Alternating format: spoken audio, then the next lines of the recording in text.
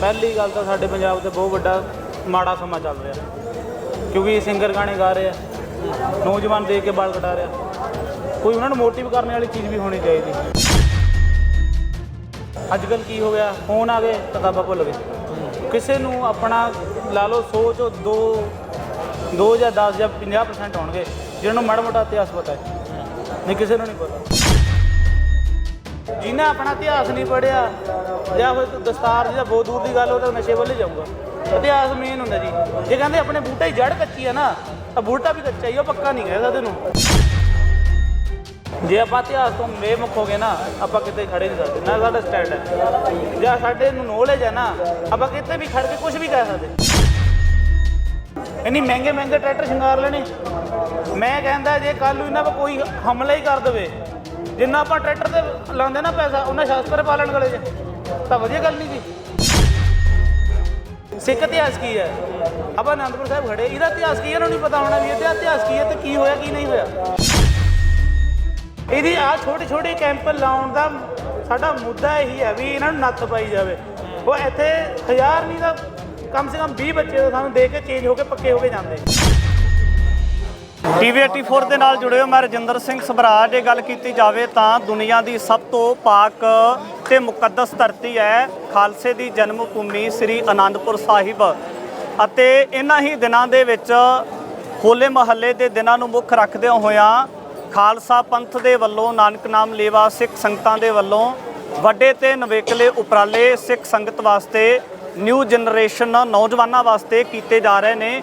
ਨਵੀਂ ਪੀੜ੍ਹੀ ਸਿੱਖੀ ਦੇ ਨਾਲ ਜੁੜ ਸਕੇ ਤੇ ਇਸੇ ਦੇ ਮੱਦੇਨਜ਼ਰ ਇਹਨਾਂ ਤਸਵੀਰਾਂ ਦੇ ਵਿੱਚ ਦੇਖ ਸਕਦੇ ਹੋ ਕਿ ਕਿਸ ਤਰੀਕੇ ਦੇ ਨਾਲ ਜਿਹੜੇ ਨੌਜਵਾਨ ਨੇ ਇਹ ਸਿਰ ਦੇ ਉੱਪਰ ਦਸਤਾਰ ਸਜਾਉਣ ਦੀ ਸਿਖਲਾਈ ਲੈ ਰਹੇ ਨੇ। ਤੇ ਦਸਤਾਰ ਸਾਂਭ ਸੇਵਾ ਸੁਸਾਇਟੀ ਲੁਧਿਆਣਾ ਦੇ ਵੱਲੋਂ ਇਹ ਵੱਡਾ ਉਪਰਾਲਾ ਕੀਤਾ ਜਾ ਰਿਹਾ ਹੈ। ਤਾਂ ਇਸੇ ਨੂੰ ਲੈ ਕੇ ਇੱਥੇ ਨੌਜਵਾਨ ਨੇ ਜਿਹੜੇ ਕਿ ਪੂਰਾ ਪ੍ਰਬੰਧ ਕਰਦੇ ਨੇ, ਜਿਨ੍ਹਾਂ ਦਾ ਪੂਰਾ ਇੱਕ ਤਰ੍ਹਾਂ ਦੇ ਨਾਲ ਇੱਥੇ ਨਵੇਕਲਾ ਉਪਰਾਲਾ ਮੰਨਿਆ ਜਾ ਸਕਦਾ ਹੈ। ਗੱਲਬਾਤ ਕਰ ਲੈਂਦੇ ਬਾਈ ਜੀ।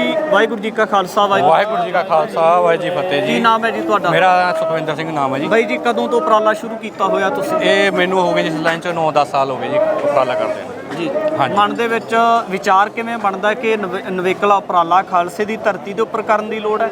ਹਾਂਜੀ, ਮਨ ਦੇ ਵਿੱਚ ਪ੍ਰਚਾਰ ਬਣਦਾ। ਜਿਵੇਂ ਅਸੀਂ ਦੇਖਦੇ ਹਾਂ ਕਾਫੀ ਵੀਰ ਟੋਪੀਆਂ ਪਾ ਕੇ ਆਏ ਹੋਏ ਨੇ, ਠੀਕ ਹੈ ਜੀ, ਰੁਮਾਲ ਬੰਨ੍ਹ ਕੇ ਹੈਗੇ ਸਿੱਖ ਫੈਮਿਲੀ ਤੋਂ ਬਿਲੋਂਗ ਕਰਦੇ, ਬਟ ਉਹਨਾਂ ਦਾ ਪਤਾ ਨਹੀਂ ਲੱਗਦਾ। ਦਸਤਾਰ ਨਾਲ ਹੀ ਸਾਡੀ ਪਛਾਣ ਆ ਜੀ। ਤਾਂ ਉਹ ਇੱਥੇ ਆਉਂਦੇ ਨੇ ਤੇ ਕੇਸ ਕਤਲ ਕਰਾਏ ਹੁੰਦੇ, ਸਾਡੇ ਕੋਲ ਆਉਂਦੇ ਨੇ ਦਸਤਾਰ। ਤੁਸੀਂ ਵੀ ਸ਼ੁਰੂ ਤੋਂ ਦਸਤਾਰ ਸਜਾਉਂਦੇ ਸੀ? ਹਾਂਜੀ ਹਾਂਜੀ, ਮੈਂ ਸ਼ੁਰੂ ਤੋਂ ਦਸਤਾਰ ਬਚਪਨ ਤੋਂ ਸਜਾ ਰਹੇ ਹਾਂ। ਹਾਂਜੀ। ਕਿੰਨੇ ਕੁ ਲੋਕ ਆ ਤੁਹਾਨੂੰ ਜਿਹੜੇ ਸਪੋਰਟ ਕਰਦੇ ਨੇ, ਜਾਂ ਜਿਹੜੇ ਉਸਤਾਦ ਨੇ, ਜਾਂ ਜਿਹੜੇ ਦਸਤਾਰ ਦੀ ਸਿਖਲਾਈ ਦੇਣ ਵਾਲੇ ਉਹ ਸ਼ਖਸੀਅਤਾਂ ਨੇ, ਨੌਜਵਾਨ ਨੇ? ਸਾਰੇ ਵੀਰ ਮੋਸਟਲੀ ਸਪੋਰਟ ਜ਼ਰੂਰ ਕਰਦੇ ਨੇ, ਕਿਉਂਕਿ ਚੰਗਾ ਕੰਮ ਕਰਦੇ ਨੇ। ਅਸੀਂ ਮਾੜਾ ਨਹੀਂ ਕਰ ਰਹੇ। ਜਿਹੜਾ ਮਾੜਾ ਕਰੂਗਾ ਉਹ ਮਾੜੇ ਨੂੰ ਹੀ ਸਪੋਰਟ ਕਰੂਗਾ, ਜਿਹੜਾ ਚੰਗਾ ਕਰਦਾ ਉਹ ਚੰਗੇ ਨੂੰ ਸਪੋਰਟ ਕਰੂਗਾ। ਤਾਂ ਸਾਰੇ ਹੀ ਵੀਰ ਸਪੋਰਟ ਕਰਦੇ ਨੇ। ਬਹੁਤ ਹੀ ਸਾਨੂੰ ਸਪੋਰਟ ਮਿਲਦੀ ਹੈ, ਸੰਗਤ ਵੱਲੋਂ ਵੀ ਪਿਆਰ ਬਹੁਤ ਮਿਲਦਾ, ਬਹੁਤ ਸਪੋਰਟ ਮਿਲਦੀ ਹੈ। ਠੀਕ ਹੈ। ਜਿਵੇਂ ਮੈਂ ਦੇਖ ਰਿਹਾ ਕਿ ਬਹੁਤ ਸਾਰੇ ਨੌਜਵਾਨ ਨੇ, ਜਿਹੜਾ ਵੀ ਦੇਖਦਾ ਕਿ ਇੱਥੇ ਦਸਤਾਰ ਦੀ ਸਿਖਲਾਈ ਦਿੱਤੀ ਜਾ ਰਹੀ ਹੈ, ਦਸਤਾਰ ਮੁਫਤ ਦਿੱਤੀ ਜਾ ਰਹੀ ਹੈ, ਉਹ ਵੀ ਦਸਤਾਰ ਦੀ ਸਿਖਲਾਈ ਲੈਣ ਵਾਸਤੇ ਦਸਤਾਰ ਬੰਨ੍ਹ ਕੇ ਘਰ ਨੂੰ ਚਲੇ ਜਾਂਦਾ ਹੈ। ਕੀ ਲੱਗਦਾ ਕਿ ਉਹਦੇ ਕੋਲ ਇਸ ਤਰ੍ਹਾਂ ਦੀ ਕੋਈ ਗਰੰਟੀ ਲਈ ਜਾਂਦੀ ਹੈ ਕਿ ਉਹ ਦਸਤਾਰ ਤੇ ਬਣਾ ਕੇ ਸਜਾ ਕੇ ਲੈ ਗਿਆ ਘਰ, ਪੱਕੇ ਤੌਰ ਤੇ ਦਸਤਾਰ ਦੀ ਸਿਖਲਾਈ ਲੈ ਕੇ ਘਰ ਦੇ ਵਿੱਚ ਸਿੱਖ ਕੇ ਲਗਾਤਾਰ ਬਣੂਗਾ? ਉਹਦਾ ਅਸੀਂ ਪ੍ਰੋਪਰ ਡਿਟੇਲ 'ਚ ਸਾਰਾ ਕੁਝ ਐਡ ਕਰ ਰਹੇ ਨੇ। ਮੋਬਾਈਲ ਨੰਬਰ, ਐਡਰੈਸ, ਠੀਕ ਹੈ ਜੀ, ਆਧਾਰ ਕਾਰਡ ਦਾ ਨੰਬਰ, ਸਾਰਾ ਕੁਝ, ਯਾਨੀ ਕਿ ਉਹਦਾ ਫਾਦਰ ਨੇਮ, ਸਾਰਾ ਅਸੀਂ ਕਾਪੀ ਦੇ ਵਿੱਚ ਨੋਟ ਕਰ ਰਹੇ ਨੇ, ਤਾਂ ਕਿ ਜਿੱਥੇ ਦਾ ਵੀ ਬੱਚਾ ਹੈਗਾ, ਅਸੀਂ ਇਕੱਲੇ ਇੱਥੇ ਨਹੀਂ ਲਗਾਉਂਦੇ ਕੈਂਪ, ਸਾਰੇ ਪਾਸੇ ਅਸੀਂ ਕੈਂਪ ਲਗਾਉਂਦੇ ਆ। ਤਾਂ ਅਸੀਂ ਨਹੀਂ ਜਾ ਸਕਦੇ ਤਾਂ ਸਾਡੇ ਨਾਲ ਦੇ ਹੋਰ ਵੀਰ ਹੈਗੇ ਨੇ, ਤਾਂ ਅਸੀਂ ਉਹਨਾਂ ਨੂੰ ਅੱਗੇ ਇਨਫੋਰਮ ਕਰ ਦਿੰਦੇ ਨੇ ਕਿ ਇਹ ਨਾ ਵੀਰਾਂ ਦੇ, ਤੁਸੀਂ ਜੇ ਤੁਹਾਡੇ ਕੋਲ ਟਾਈਮ ਹੈਗਾ ਤਾਂ ਤੁਸੀਂ ਜਾ ਕੇ ਚੈੱਕ ਕਰਿਓ ਵੀ ਇਹ ਵੀਰ ਦਸਤਾਰ ਸਜਾਉਂਦਾ ਹੈ, ਅੰਮ੍ਰਿਤ ਛਕਿਆ ਕਿ ਨਹੀਂ ਛਕਿਆ ਇਹਨਾਂ ਨੇ। ਤਾਂ ਅਸੀਂ ਪੂਰੀ ਡਿਟੇਲ ਦੇ ਨਾਲ ਹੀ ਜੋ ਵੀ ਇੱਥੇ ਉਪਰਾਲਾ ਕਰਾ ਰਹੇ ਹਾਂ, ਬੱਚਿਆਂ ਨੂੰ ਕਹਿ ਰਹੇ ਵੀ ਕੇਸ ਰੱਖਣ ਦਾ ਪ੍ਰਣ ਕਰਾ ਰਹੇ ਹਾਂ, ਉਹ ਅਸੀਂ ਪੂਰੇ ਤਰੀਕੇ ਨਾਲ ਕਰਾ ਰਹੇ ਹਾਂ। ਇੱਦਾਂ ਨਹੀਂ ਹੈ ਕਿ ਉੱਪਰਲੇ ਮਨ ਤੋਂ ਹੀ ਬੱਚੇ ਕਹਿ ਕੇ ਚਲੇ ਜਾਣ, ਤਾਂ ਅਸੀਂ ਉਹ ਚੱਲਦਾ ਫਿਰਦਾ ਕਰ ਰਹੇ ਹਾਂ। ਤੁਸੀਂ ਦੱਸਿਆ ਕਿ 9 ਤੋਂ 10 ਸਾਲ ਦਾ ਸਮਾਂ ਹੋ ਚੁੱਕਾ ਇੱਥੇ ਕੈਂਪ ਦੀ ਸ਼ੁਰੂਆਤ ਕੀਤੇ ਹੋਇਆਂ ਨੂੰ। ਕੀ ਲੱਗਦਾ ਕਿ ਅਜੇ ਤੱਕ ਕਿੰਨੇ ਕੁ ਨੌਜਵਾਨ ਨਜ਼ਰ ਆਉਂਦੇ ਨੇ ਜਿਹੜੇ ਦਸਤਾਰ ਦੀ ਸਿਖਲਾਈ ਲੈ ਚੁੱਕੇ ਨੇ ਤੁਹਾਡੇ ਕੋਲੋਂ? ਇੱਥੇ ਕਾਫੀ ਬੱਚੇ ਆਉਂਦੇ ਨੇ, ਮੈਨੂੰ ਵੀ ਹੁਣ ਇੱਥੇ 4-5 ਸਾਲ ਹੋ ਗਏ ਆਉਂਦੇ ਨੂੰ। ਤੇ ਜਿਹੜੇ ਬੱਚੇ ਪਿਛਲੇ ਸਾਲ ਸਾਡੇ ਕੋਲ ਸਿੱਖ ਕੇ ਜਾਂਦੇ ਨੇ, ਅਗਲੇ ਸਾਲ ਸਾਨੂੰ ਆ ਕੇ ਮਿਲਦੇ ਨੇ ਤੇ ਸਤਿ ਸ੍ਰੀ ਅਕਾਲ ਬੁਲਾਉਂਦੇ, ਫਤਿਹ ਬੁਲਾਉਂਦੇ ਨੇ। ਉਹ ਆਪ ਦੱਸਦੇ ਨੇ ਕਿ ਵੀਰ ਜੀ ਮੈਂ ਤੁਹਾਡੇ ਕੋਲ ਸਿੱਖ ਕੇ ਗਿਆ ਸੀ, ਮੇਰੇ 'ਚੋਂ ਕਮੀ ਦੱਸੋ ਹੋਰ ਕੀ ਹੈ। ਤਾਂ ਸਾਨੂੰ ਆਪਣੇ ਆਪ ਤੋਂ ਪ੍ਰਾਊਡ ਫੀਲ ਹੁੰਦਾ, ਉਹਦੇ ਪ੍ਰਾਊਡ ਫੀਲ ਹੁੰਦਾ ਕਿ ਬੱਚੇ ਨੇ ਸਾਡੀ ਮਿਹਨਤ ਦਾ ਫਲ ਮਿਲਿਆ ਸਾਨੂੰ ਵੀ। ਉਹਨੂੰ ਤਾਂ ਮਿਲੇ, ਸਾਨੂੰ ਵੀ ਸਾਡੀ ਮਿਹਨਤ ਸਫਲ ਹੋਈ ਹੈ ਕਿਉਂਕਿ ਉਹਨੇ ਸਿੱਖਿਆ ਕੁਝ। ਤਾਂ ਸਾਡਾ ਸਾਰੇ ਵੀਰਾਂ ਨੂੰ ਇਹੀ ਬੇਨਤੀ ਹੁੰਦੀ ਹੈ ਕਿ ਦਸਤਾਰ ਨੂੰ ਪਿਆਰ ਜ਼ਰੂਰ ਕਰੋ ਜੀ, ਦਸਤਾਰ ਨੂੰ ਨਾ ਛੱਡੋ ਜੀ। ਬਾਈ ਜੀ ਕੀ ਨਾਮ ਹੈ ਜੀ ਤੁਹਾਡਾ? ਵਾਹਿਗੁਰੂ ਜੀ ਕਾ ਖਾਲਸਾ, ਵਾਹਿਗੁਰੂ ਜੀ ਕੀ ਫਤਿਹ। ਮੇਰਾ ਨਾਮ ਸੁਖਬੀਰ ਸਿੰਘ ਹੈ ਜੀ। ਕਿੰਨੇ ਸਮੇਂ ਤੋਂ ਤੁਸੀਂ ਉਪਰਾਲੇ ਦੇ ਵਿੱਚ ਸੇਵਾਵਾਂ ਨਿਭਾ ਰਹੇ ਹੋ? 7 ਤੋਂ 5 ਸਾਲ ਹੋ ਗਏ। ਤੁਸੀਂ ਵੀ ਬਚਪਨ ਤੋਂ ਜੁੜੇ ਹੋ ਸਿੱਖੀ ਦੇ ਨਾਲ? ਹਾਂਜੀ। ਕੀ ਲੱਗਦਾ ਕਿ ਇਹ ਜਿਹੜੀਆਂ ਤਮਾਮ ਸਾਰੀਆਂ ਚੀਜ਼ਾਂ ਕਰਨ ਦੀ ਜ਼ਰੂਰਤ ਕਿਉਂ? ਦਸਤਾਰ ਦੀ ਗੱਲ ਆਉਂਦੀ ਹੈ, ਲਾਇਬ੍ਰੇਰੀ ਦੀ ਜਾਂ ਬੁੱਕਸ ਦੀ ਗੱਲ ਆਉਂਦੀ ਹੈ, ਜਾਂ ਗੁਰਬਾਣੀ ਦੇ ਨਾਲ ਜੋੜਨ ਦੀਆਂ ਤਮਾਮ ਸਾਰੀਆਂ ਚੀਜ਼ਾਂ ਦੀ ਗੱਲ ਆਉਂਦੀ ਹੈ, ਲੋੜ ਕਿਉਂ ਨਜ਼ਰ ਆਉਂਦੀ ਹੈ ਤੁਹਾਨੂੰ? ਦੇਖੋ ਜੀ, ਅੱਜ ਕੱਲ੍ਹ ਦਾ ਜਿਹੜਾ ਸਮਾਂ ਹੈ, ਪਹਿਲੀ ਗੱਲ ਤਾਂ ਸਾਡੇ ਪੰਜਾਬ 'ਤੇ ਬਹੁਤ ਵੱਡਾ ਮਾੜਾ ਸਮਾਂ ਚੱਲ ਰਿਹਾ, ਕਿਉਂਕਿ ਸਿੰਗਰ ਗਾਣੇ ਗਾ ਰਹੇ ਆ, ਨੌਜਵਾਨ ਦੇਖ ਕੇ ਬਾਲ ਕਟਾ ਰਿਹਾ। ਕੋਈ ਉਹਨਾਂ ਨੂੰ ਮੋਟਿਵ ਕਰਨ ਵਾਲੀ ਚੀਜ਼ ਵੀ ਹੋਣੀ ਚਾਹੀਦੀ, ਜਿਵੇਂ ਕਿ ਹੁਣ ਕਿਤਾਬਾਂ ਲਾ ਲਓ। ਅੱਜ ਕੱਲ੍ਹ ਕੀ ਹੋ ਗਿਆ, ਫੋਨ ਆ ਗਏ, ਕਿਤਾਬਾਂ ਭੁੱਲ ਗਏ। ਕਿਸੇ ਨੂੰ ਆਪਣਾ ਲਾ ਲਓ ਸੋਚ 2 ਜਾਂ 10 ਜਾਂ 50% ਹੋਣਗੇ ਜਿਹਨਾਂ ਨੂੰ ਮਾੜਾ ਮੋਟਾ ਇਤਿਹਾਸ ਪਤਾ ਹੈ, ਨਹੀਂ ਕਿਸੇ ਨੂੰ ਨਹੀਂ ਪਤਾ। ਜੇ ਫੋਨ ਆਉਣ ਦੇ ਨਾਲ ਤੇ ਕਿਤਾਬਾਂ ਦੀ ਰੁਚੀ ਵੱਧ ਹੋਣੀ ਚਾਹੀਦੀ ਆ। ਅੱਜ ਕੱਲ੍ਹ ਤੇ ਫੋਨ ਦੇ ਵਿੱਚ ਬਹੁਤ ਸਾਰੀਆਂ ਕਿਤਾਬਾਂ ਪੜ੍ਹੀਆਂ ਜਾ ਸਕਦੀਆਂ। ਦੇਖੋ ਜੀ, ਜਿਹੜਾ ਯੂਥ ਹੈ ਇਹ ਕਿਤਾਬਾਂ ਵੱਲ ਨਹੀਂ ਜਾਂਦਾ। ਹਾਂ, ਜੋ ਅੱਜ ਕੱਲ੍ਹ ਦੇ ਫੈਸ਼ਨ ਚੱਲਦੇ ਹੋਏ ਉਹਨਾਂ ਵੱਲ ਜ਼ਿਆਦਾ ਚੱਲਦਾ। ਜਿੱਦਾਂ ਕਿ ਹੁਣ ਲਾ ਲਓ ਕੋਈ ਸਿੰਗਰ ਨੇ ਗਾਣਾ ਕੱਢਤਾ ਵੀ ਇੱਦਾਂ ਕਰ ਲਓ, ਉੱਦਾਂ ਕਰ ਲਓ, ਸਾਡਾ ਯੂਥ ਕਿਆ ਕਰਦਾ, ਹੋ ਜਾਂਦਾ ਸ਼ੁਰੂ ਮਗਰੇ। ਕਈ ਬਾਲ ਕਟਵਾ ਦਿੰਦੇ ਵੀ ਮਗਰੇ ਹੋ ਜਾਂਦਾ। ਇਹਨਾਂ ਨੂੰ ਮੋਟਿਵ ਕਰਨ ਲਈ ਛੋਟੇ ਜਿੱਦਾਂ ਹੁਣ ਕੈਂਪ ਹੋ ਗਏ, ਜਾਂ ਕਿਤੇ ਕਿਤਾਬ ਵਾਲਾ ਹੋ ਗਿਆ, ਜਾਂ ਕਿਤੇ ਡਿਬੇਟਸ ਚੱਲਦੇ, ਇਹੀ ਚੱਕਰ ਕਰਕੇ ਲਾਉਂਦੇ ਵੀ ਹਾਂ ਇਹਨਾਂ ਨੂੰ ਪਤਾ ਲੱਗੇ ਵੀ ਸਾਡਾ ਸਿੱਖ ਇਤਿਹਾਸ ਕੀ ਹੈ। ਆਪਾਂ ਅਨੰਦਪੁਰ ਸਾਹਿਬ ਖੜੇ, ਇਹਦਾ ਇਤਿਹਾਸ ਕੀ ਹੈ ਇਹਨਾਂ ਨੂੰ ਨਹੀਂ ਪਤਾ ਹੋਣਾ ਵੀ ਇਹਦਾ ਇਤਿਹਾਸ ਕੀ ਹੈ ਤੇ ਕੀ ਹੋਇਆ ਕੀ ਨਹੀਂ ਹੋਇਆ।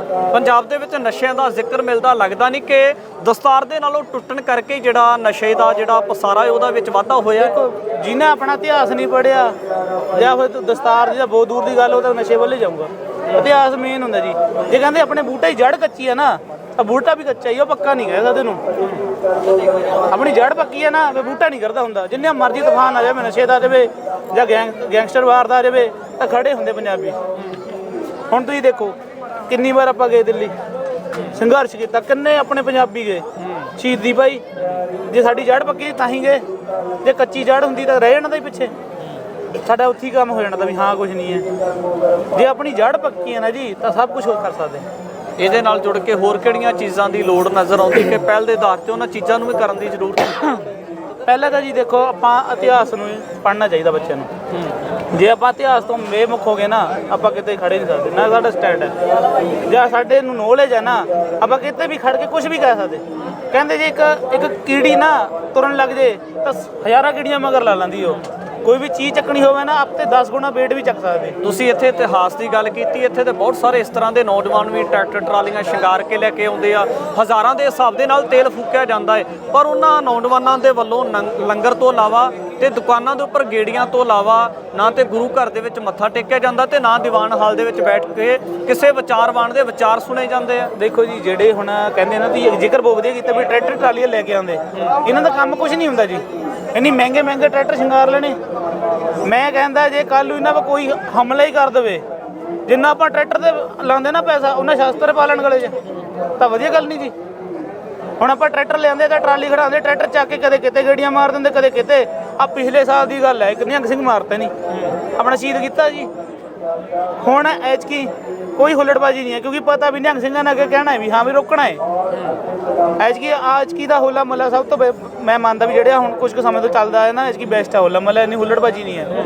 ਇਹਨਾਂ ਦਾ ਕੰਮ ਕੀ ਹੈ, ਰਾਤ ਨੂੰ ਚੱਕਦੇ ਟਰੈਕਟਰ, ਗੇੜੀਆਂ ਮਾਰਦੇ, 1 ਵਜੇ ਦੇ ਲਿਓ ਗੇਟ ਤੇ ਹੀ ਨਹੀਂ ਖਿਲਾਰੂ ਪਾਇਆ ਬੰਦਾ ਪੂਰਾ, ਰੇਸਾਂ ਚਲਾਉਂਦੇ। ਇਹ ਨਹੀਂ ਦੇਖਣਾ ਵੀ ਕੋਈ ਬਜ਼ੁਰਗ ਆ ਗਿਆ ਵਿੱਚ, ਕਿਸੇ ਦਾ ਦਿਲ ਕਮਜ਼ੋਰ ਹੈ, ਕੋਈ ਪੀੜਤ ਹੈ, ਬਸ ਇਹਨੇ ਆਪਣਾ ਚਾਹ ਪੂਰਾ ਕਰਨਾ, ਪਟਾਕੇ ਮਾਰਨੇ, ਰੇਸਾਂ ਲੈਣੀਆਂ। ਬਾਈ ਜੀ, ਇਹਦੇ ਹਾਲਾਤ ਕਿਉਂ ਪੈਦਾ ਹੋ ਗਏ? ਪੰਜਾਬ ਦੇ ਨੌਜਵਾਨ ਨੇ, ਗੁਰੂ ਘਰਾਂ ਦੇ ਨਾਲ ਜੁੜੇ ਹੋਏ ਪਰਿਵਾਰਾਂ ਦੇ ਬੱਚੇ ਨੇ, ਪਰ ਗੁਰੂ ਘਰ ਦੇ ਵਿੱਚ ਆਉਂਦੇ ਨੇ ਤੇ ਆਖਰ ਇਹ ਵਾਪਰ ਕੀ ਰਿਹਾ? ਇਸ ਤਰ੍ਹਾਂ ਦੇ ਨਾਲ ਇਹ ਹੋ ਕੀ ਰਿਹਾ? ਇਹ ਜੀ ਸਾਰਾ ਸਿੰਗਰਾਂ ਦੇ ਮੱਤ ਮਾਰੀ ਹੋਈ ਜੀ, ਹੋਰ ਕਿਸੇ ਦਾ ਨਹੀਂ ਹੈਗਾ। ਹੁਣ ਸਿੰਗਰਾਂ ਦੇ ਵਿੱਚ ਗਾਣੇ ਦੇ ਪਿੱਛੇ ਬੈਕਵਰਡ ਦੇਖੋ, ਟਰੈਕਟਰ ਖੜਾਉਂਦੇ, ਕੀ ਕਹਿੰਦੇ ਇੱਕ ਜੱਟ ਨੇ ਬੰਦਾ ਮਾਰਤਾ, ਸਾਡੇ ਪਿੰਡ ਇਦਾਂ ਬੰਦੇ ਮਾਰ ਦਿੰਦੇ। ਕੀ ਹੁੰਦਾ, ਇੱਕ ਗੋਲੀ ਨਾ ਜੀ 300 ਜਾਂ 400 ਰੁਪਏ ਦੀ ਹੁੰਦੀ, ਕਿੱਲੇ ਵਿਕਾ ਦਿੰਦੀ। ਜਿਹਨਾਂ ਕੋਲ ਹੁੰਦੀ ਉਹਨੂੰ ਪਤਾ ਹੁੰਦਾ ਵੀ ਕੀ ਹੁੰਦਾ। ਇਹ ਨਿਆਣ ਜਿੱਦਾਂ ਦਾ ਸੁਣੂਗੇ ਉਦਾਂ ਦਾ ਹੀ ਬੀਜ ਅੱਗੇ ਚੱਲਦਾ ਹੁੰਦਾ। ਜੇ ਆਪਾਂ ਬਾਣੀ ਵੱਲ ਨੂੰ ਲੈ ਗਏ, ਬਾਣੀ ਦੇ ਬਾਣੇ ਵਾਲੇ ਹੋ ਗਏ, ਫਿਰ ਤਾਂ ਸਾਡਾ ਹੋਰ ਸਾਈਡ ਨੂੰ ਚੱਲ ਪੈਂਦੇ। ਜੇ ਆਪਾਂ ਇਹਨਾਂ ਵੱਲ ਚੱਲ ਜੀਏ ਤਾਂ ਇਹੀ ਕੰਮ ਕਰਨੇ, ਆਪਾਂ ਨੇ ਕਿਹੜਾ ਗੁਰੂ ਘਰ ਰਹਿਣਾ। ਗੁਰੂ ਘਰ ਇੱਕ ਮਜ਼ਾਕ ਹੈ। ਫਿਰ ਆਏ ਟਰੈਕਟਰ ਖੜਾਇਆ, ਗਾਣੇ ਲਾਏ। ਹੁਣ ਦੇਖ ਲਿਓ, ਇਹਨਾਂ ਨੂੰ ਇੱਦਾਂ ਨਹੀਂ ਪਤਾ ਹੋਣਾ 5 ਪਿਆਰਿਆਂ ਦੇ ਨਾਂ ਜਾਂ ਆਪਣੇ 10 ਗੁਰਾਂ ਦੇ ਨਾਂ ਨਹੀਂ ਪਤਾ ਹੋਣੇ, ਇਹਨਾਂ ਸਿੰਗਰਾਂ ਦੇ ਨਾਂ ਪਤਾ ਹੋਣੇ। ਅੱਜ ਕੱਲ੍ਹ ਇੱਕ ਬੱਚਾ ਮਿਲਿਆ, ਉਹਨੇ ਮੂਸੇਵਾਲੇ ਦਾ ਟੈਟੂ ਪਵਾਇਆ ਹੋਇਆ। ਮੈਂ ਕਿਹਾ ਤੈਨੂੰ 10 ਗੁਰੂਆਂ ਦਾ ਨਾਮ ਪਤਾ? ਕਹਿੰਦਾ ਕਾਪੀ 'ਚ ਲਿਖੇ ਹੋਏ ਆ। ਆਪਾਂ ਕੀ ਦੇਖੀਏ ਹੁਣ, ਪਨੀਰੀ ਸਾਡੀ ਕਿੱਧਰ ਚੱਲੀ ਵੀ।